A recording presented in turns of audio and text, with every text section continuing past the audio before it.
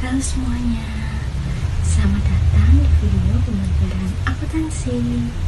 Pada kesempatan kali ini, kita akan membahas mengenai contoh soal pencatatan persediaan antara sistem periodik dengan sistem perpetual. Dalam kegiatan usaha, setiap transaksi pembelian, penjualan, retur, dan lain sebagainya harus dicatat dengan benar. Dari video kali ini, kita akan memberikan beberapa contoh soal agar kalian lebih paham mengenai perbedaan antara menggunakan sistem periodik dan sistem perpetual. Yuk simak video kali ini agar kalian lebih paham dan lebih mudah dalam mengerjakan soal pencatatan persediaan. Selamat belajar dan selamat menonton. Di sini terdapat contoh soalnya. Di bawah ini ada transaksi yang terjadi pada PT Jaya Abadi bulan Januari 2025. Nah, kita diminta untuk buat jurnal menggunakan pencatatan sistem periodik dan sistem perpetual. Oke, kita langsung saja ke transaksi yang pertama saja ya. Oke, transaksi tanggal 1 Januari 2025 dibeli barang dagang senilai 6 juta dengan terminan 4/10 N/30 dari toko Petra. Untuk pencatatannya yaitu tanggal 1 pada metode periodik kita catat menggunakan pembelian. Kemudian kreditnya menggunakan utang dagang sebesar 6 juta. Nah, sedangkan pada metode perpetual debitnya kita ganti menggunakan persediaan barang dagang sebesar 6 juta dan kreditnya kita menggunakan utang dagang. Kemudian kita tuliskan nama tokonya. Nah, di soal ini dijelaskan bahwa ini dari toko Petra. Senilai terminannya yaitu 4/10 N/30. Jadi kita tulis. Biar nanti ketika ada pelunasan, pelacakannya itu lebih mudah. Jadi toko Petra mana ya? Gitu. Jadi kita carinya itu agar lebih gampang. Tuh. Ini dari toko Petra 4/10 N/30. Oke. Untuk selanjutnya yang kedua ada transaksi tanggal 3 Januari 2025. Dijual barang dagang 6 juta, diterima dengan uang tunai 20%-nya, sedangkan sisanya dengan syarat 2/10 N/30.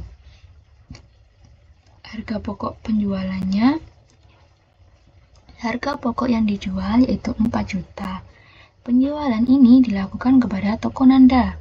Jadi pencatatannya yaitu tanggal 3 pada metode periodik, debitnya yaitu kas senilai 1.200.000. Dari mana 1.200.000? Nah, 1.200.000 ini dari 6 juta dijual barang dagangnya sebesar 6 juta dikali dengan diterima uangnya. Diterima uangnya kan sebesar 20%. Diterima uang tunainya. Jadi 1.200.000. Nah, kemudian sisanya itu akun piutang dagang. Jadi dari 6 juta dikurangi dengan 1.200.000 hingga mendapatkan 4.800.000. Jadi kreditnya yaitu masih penjualan yaitu 6 juta. Kemudian pada sistem perpetual masih sama, debitnya yaitu kas dan piutang dagang.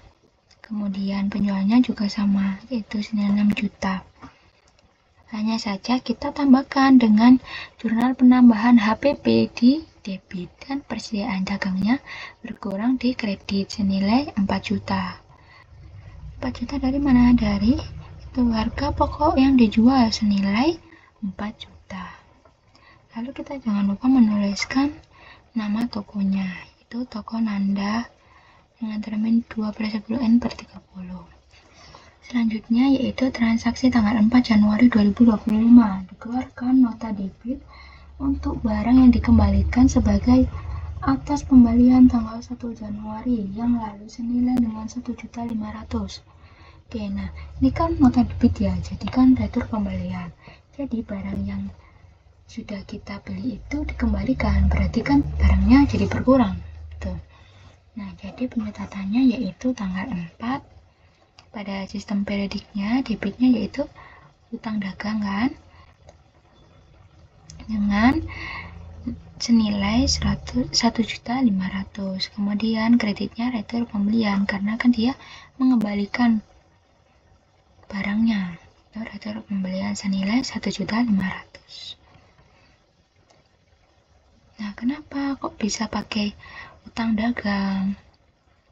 Nah, karena pada tanggal 1 itu juga pakai utang dagang, maka kita harus pakainya utang dagang. Namun jika pada tanggal 1-nya ini menggunakan kas, kita juga menggunakan kas. Jadi gitu. Nah, lalu sedangkan pada sistem perpetual, jurnalnya yaitu utang dagang senilai 1.500.000, kemudian kreditnya yaitu tidak lagi retur pembelian, melainkan persediaan barang dagang sebesar 1.500.000. Lalu kita tuliskan tokonya, itu toko Petra. Oke, selanjutnya tanggal 5 Januari 2025 dibayar ongkos angkut atas barang yang dibeli senilai 60.000. Untuk metode periodiknya yaitu pencatatannya ada beban angkut pembelian di debit dan kasnya di kredit sebesar 60.000. Sedangkan pada sistem perpetual menggunakan persediaan barang dagang di debit dan kasnya di kredit senilai 60.000. Oke, selanjutnya ini ada transaksi tanggal 7 Januari 2025. Dibeli barang dagang senilai 6 juta, dibayar tunai dengan senilai 3 juta, sisanya dengan termin 2/10 N/30 dari toko Manda. Oke, jadi yaitu tanggal 7 Januari. Untuk sistem periodiknya, nah pembelian barang dagang seperti ini kan berarti barang dagangnya itu bertambah ya. Jadi pencatatannya yaitu pembelian di debit sebesar 6 juta, kan dia membeli barang sebesar 6 juta. Kemudian kreditnya yaitu kas sebesar 3 juta. Karena ia kan baru membayar tunai sebesar 3 juta. Dan utang dagangnya yaitu bertambah 3 juta. Dari mana 3 juta? Nah, utang dagang ini dari 6 juta dikurangi dengan 3 juta. Jadi itu kasnya berkurang 3 juta, kemudian utang dagangnya itu bertambah dengan 3 juta. Lalu pada sistem perpetual, pencatatannya yaitu persediaan dagangnya di debit, kemudian kas dan utang dagangnya di kredit. Lalu kita tuliskan nama tokonya. Ya, ini di sini toko Manda, terminnya 2/10 N/30. Oke, selanjutnya di sini ada tanggal 8 Januari 2025. Dikeluarkan nota kredit untuk retur sebagai barang, yakni senilai 400.000 dari penjualan kepada toko Nanda. Harga pokok penjualan sebesar 250.000. Nah, di soal ini kan dijelaskan bahwa ia telah mengeluarkan nota kredit. Nah, nota kredit ini kan kebanyakannya dari nota debit ya. Kalau nota debit itu retur pembelian, berarti kalau nota kredit yaitu retur penjualan. Nah, jadi ketika ada retur penjualan, barang yang sudah dijual itu dikembalikan. Berarti barangnya itu jadi bertambah. Jadi pencatatannya yaitu retur penjualan di debit sebesar 400.000 dan kreditnya yaitu piutang dagang sebesar 400.000. Nah, kenapa menggunakan piutang dagang? Dapatnya itu dari mana sih? Oke, nah ini kita cek dulu. Nah, dulu kita pernah transaksi sebelumnya enggak? Kan di sini pada toko Nanda ya. Sebelumnya kita pernah enggak transaksi pada toko Nanda? Nah, ini kan tanggal 3 ada transaksi yaitu toko Nanda. Yaitu menggunakan piutang dagang.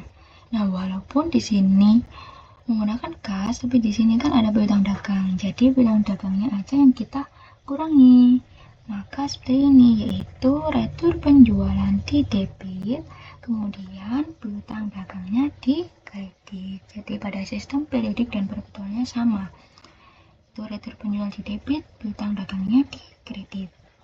Tapi kita pada sisi perpetual, sistem perpetual, kita tambahkan dengan jurnal yaitu akun persediaan barang dagang sebesar 250 dan harga pokok penjualan di posisi kredit 250. Nah, kenapa kita tambahkan? Karena kan di sini tertulis bahwa harga pokok penjualannya yaitu sebesar 250.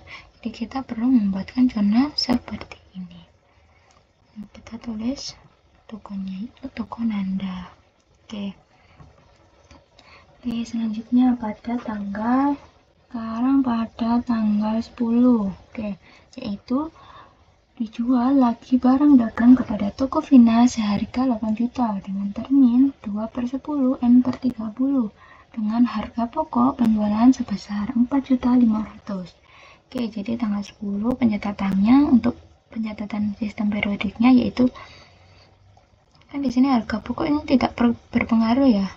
Jadi debitnya yaitu piutang dagang sebesar 8 juta dan kreditnya penjualan sebesar 8 juta.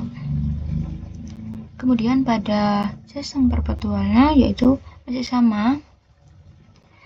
Yang pertama, jurnal pertama yaitu piutang dagang di debit, kemudian kreditnya yaitu penjualan. Lalu karena kan barang dagangnya ini kan berkurang, maka kita tambahkan pencatatan persediaan, kita kreditkan jadi harga pokok penjualan di debit dan persediaan barang dagangnya di kredit sebesar 4.500.000. Nah, jadi kalau pada sistem periodik itu tidak memakai harga pokok penjualan karena itu tidak berpengaruh. Namun pada sistem perpetual ini kita harus menambahkan pencatatan persediaannya. Kita tulis nama tokonya yaitu toko Vina. Selanjutnya tanggal 13 yaitu diterima perdas dari debitur toko Nanda atas penjualan yang lalu. Nah, kita cek dulu toko Nanda. Nah di sini toko Nanda kan ada di tanggal 3 dan tanggal 8 ya. Nah, ini tanggal 3 toko Nanda mempunyai piutang sebesar 4.800.000. Tetapi pada tanggal 8 piutang dagangnya berkurang menjadi 400.000. Jadi semula piutang dagangnya 4.800.000 dikurangi dengan 400.000. Berarti piutang toko Nanda ini kan tersisa 4.400.000 kan. Nah, jadi kita tulis dulu di sini pada tanggal 13 yaitu piutang dagangnya yaitu senilai 4.400.000. Ini pada periodik ya. Jadi piutang dagang di kreditnya yaitu 4.400.000. Nah, kemudian kita cek lagi kan di pencatatan tadi kita harus cek apakah ada retur penjualan, apakah ada pelunasan. Nah, sekarang kita cek apakah ada retur penjualan pada toko Nanda ini. Retur penjualan atau pelunasan ya. Jadi, kita cek ternyata ada di sini yaitu dengan terminan pelunasan dengan terminan 2/10 N/30. Jadi kita dapat potongan 2% kalau kita sudah melunasi 10 hari dari tanggal 3. Jadi 10 hari dari tanggal 3 kan tanggal 13. Nah, di sini kita sudah transaksinya tanggal 13 kan. Jadi dapat potongan senilai 2%. Jadi 2% dikali dengan 4.400.000 sehingga mendapatkan potongan penjualan senilai 88.000.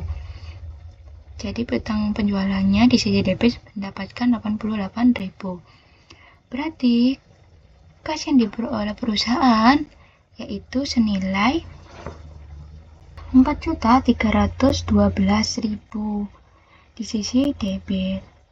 Sedangkan pada sistem perpetualnya masih sama yaitu kas dan piutang dagang di sisi debit, kemudian potongan penjualan di sisi debit, kemudian piutang dagangnya di sisi kredit. Masih sama dengan sistem periodik. Oke, langsung kita masuk ke transaksi selanjutnya, yaitu tanggal 15 Januari 2025. Dibayar per kas kepada debitur atas pembelian 1 Januari yang lalu. Nah, ini kita cek dulu tanggal 1 Januari kita harus membayar ke siapa. Nah, di sini tanggal 1 Januari kita harus membayar ke Tokopetra senilai 6 juta. Nah, jadi kita tulis dulu di sini. Nah, kita tulis dulu utang awalnya, yaitu senilai tadi tanggal 1 yaitu 6 juta. Kemudian di catatannya itu jika ada pelunasan kita cek dulu ada nggak returnya. Nah, kita cek di sini yaitu jika ada pelunasan kita cek dulu. Nah, ternyata ada retur pembelian pada Tokopetra yaitu di tanggal 4. Nah, kita kan sudah mengembalikan sebesar 1.500.000. Berarti kita kurangi dengan 1.500.000. Maka utang akhirnya yaitu retur pembeliannya 1.500.000. Jadi kita kurangkan sehingga utang akhirnya yaitu senilai 4.500.000. Lalu kita cek apakah potongan itu masih berlaku. Nah, di sini kan yaitu 4/10 N/30 ya. Jadi ada potongan 4% kalau kita melunasi dalam waktu 10 hari. Nah, kan kita melunasinya tadi tanggal 15 Januari ya. Nah, 10 hari dari tanggal 1 adalah tanggal 11. Sedangkan kita melunasinya yaitu tanggal 15. Jadi tidak dapat potongan. Berarti yang harus kita bayar penuh yaitu senilai 4.500.000 dari utang awal 6 juta, kemudian ada returnya senilai 1.500.000 sehingga utang akhir yang kita bayar yaitu 4.500.000 tanpa mendapatkan potongan. Jadi pada pencatatan sistem periodiknya yaitu utang dagang di sisi debit 4.500.000 dan kasnya di sisi kredit senilai 4.500.000. Di sistem perpetual juga sama, yaitu utang dagang di sisi debit 4.500.000 dan kreditnya yaitu kas senilai 4.500.000. Oke, next kita masuk ke dalam transaksi selanjutnya yaitu transaksi tanggal 17. Diterima kembali sebagian barang yang dijual pada tanggal 10 Januari, yakni sebesar 2 juta. Nah, harga pokok penjualannya ini sebesar 1.200.000. Nah, di soalnya kan dijelaskan bahwa diterima kembali. Diterima kembali ini kan berarti barangnya jadi bertambah ya. Nah, jadi untuk sistem periodiknya yaitu pada sisi debit ada retur penjualan karena barangnya bertambah senilai 2 juta. Dan pada sisi kreditnya ada piutang dagang. Piutang dagang sisi kredit yaitu sebesar 2 juta. Nah, untuk sistem perpetual jurnalnya yang pertama pencatatannya masih sama yaitu retur penjualan sebesar 2 juta dan piutang dagang kredit sebesar 2 juta. Lalu karena kan di sini ada barangnya yang bertambah, maka persediaannya juga bertambah. Jadi persediaan barang dagangnya itu juga kita harus menambahkan jurnalnya, yaitu persediaan barang dagangnya di debit dan harga pokok penjualannya di kredit. Senilai berapa? Senilai 1.200.000. Oke, kita kasih nama yaitu ini toko ini dari toko Vina ya, berarti jam tanggal 10. Oke, dari sini apakah sudah paham ya? Oke, semoga bisa dipahami ya. Oke, selanjutnya di sini ada transaksi tanggal 20 Januari 2025. Diterima per kas atas penjualan 10 Januari yang lalu. Nah, tanggal 10 Januari ini kan pada toko Vina yaitu piutang awalnya sebesar 8 juta. Kemudian ada retur sebesar 2 juta. Nih, kemudian ada retur atau Vina di tanggal 17 sebesar 2 juta. Nah, jadi kita kurangkan piutang sehingga mendapatkan piutang akhirnya sebesar 6 juta. Dari 8 juta dikurangi dengan 2 juta sehingga mendapatkan 6 juta. Kemudian kita cek dulu apakah ada potongan. Nah, di sini kan pada tanggal 10 yaitu terdapat yaitu jika kita pada tanggal 10 yaitu mendapat potongan 2% ketika kita melunasi 10 harinya. Nah, di sini kan kita melunasinya pada tanggal 20 Januari ya. Dari tanggal 10 ke ditambah dengan 10 hari, jadi kan tanggal 20. Berarti kita mendapatkan potongan sebesar 2 juta. Jadi 2 juta dikalikan dengan 6 juta. Jadi kita mendapatkan potongan senilai 120. Oke, saya ulangi ya. Jadi pada tanggal 10 ini kan ada termin tadi, yaitu sebesar kita mendapatkan potongan 2% kalau kita dapat melunasi 10 hari. Jadi kan dari tanggal 10 ditambah 10 hari, yaitu kan tanggal 20 kan. Nah, di sini kita melunasinya tanggal 20 juga. Jadi kita masih mendapatkan potongan sebesar 2% itu. Jadi 2% dikalikan dengan 6 juta, yaitu 120. Jadi potongan penjualannya yaitu 120. Kemudian kas yang diterima yaitu senilai di debitnya yaitu 5.880. Dari 6 juta dikurangi dengan 120. Jadi potongan penjualan itu 120 di debit, kemudian kreditnya ada piutang dagang di kredit sebesar 6 juta. Nah, untuk sistem perpetualnya juga sama, yaitu kas dan potongan penjualan di debit, piutang dagangnya di kredit, dan namanya juga sama seperti pada sistem periodik. Lanjut, tanggal 25 Januari 2025 dibayar utang dagang kepada kreditur atas pembelian 7 Januari yang lalu. Nah, kita cek pada tanggal 7 Januari itu pada toko apa? Pada tanggal 7 Januari ini pada toko Manda.